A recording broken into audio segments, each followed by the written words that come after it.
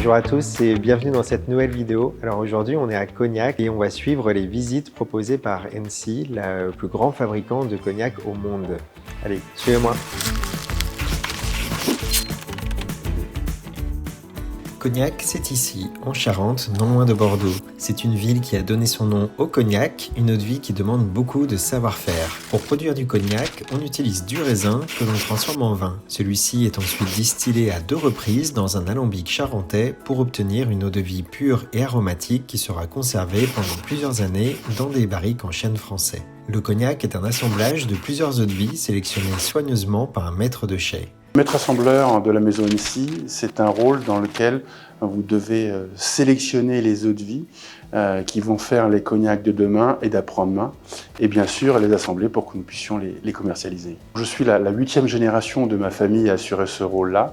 Donc j'ai grandi dans la région de Cognac, c'est là où j'ai fait mes classes. Et puis j'avais une relation assez forte avec mon oncle qui était mon prédécesseur.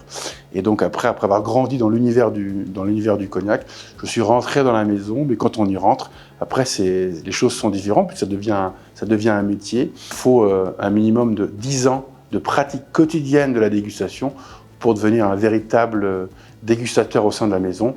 Et puis par la suite apprendre les autres, je dirais, ficelles du métier pour en devenir le maître assembleur. Si vous vous rendez à Cognac, je vous recommande vivement d'aller visiter l'une des maisons productrices de cognac. La plus importante d'entre elles est Hennessy, une maison fondée en 1765 et qui ouvre ses portes tout au long de l'année pour vous permettre de découvrir les savoir-faire ancestraux liés à la production de ces eaux-de-vie. L'initiation immersive permet de découvrir l'histoire et les savoir-faire de Hennessy, mais aussi de visiter l'un des chais où sont conservées des centaines de barriques. Si vous souhaitez aller plus loin et en apprendre davantage, il est également possible de visiter la distillerie pour mieux comprendre les étapes clés nécessaires à la création d'une eau-de-vie. À l'époque, ici, il y avait une technique à l'ancienne. Aujourd'hui, on ne fait plus forcément comme ça, on a des thermomètres évidemment, mais ils plaçaient avec une petite ficelle avec de la cire qu'ils allaient accrocher ici sur ce tuyau-là, et ils mettaient une boîte de conserve accrochée à cette ficelle-là. Donc la chauffe prenait, quand les vapeurs commençaient à passer dans le tuyau, forcément le tuyau se chauffait, elle faisait fondre la cire et la boîte de conserve tombait.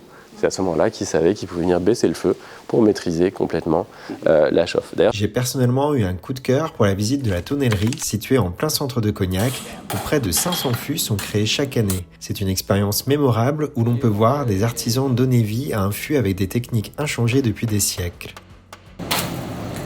Après on peut les changer, mais c'est à éviter.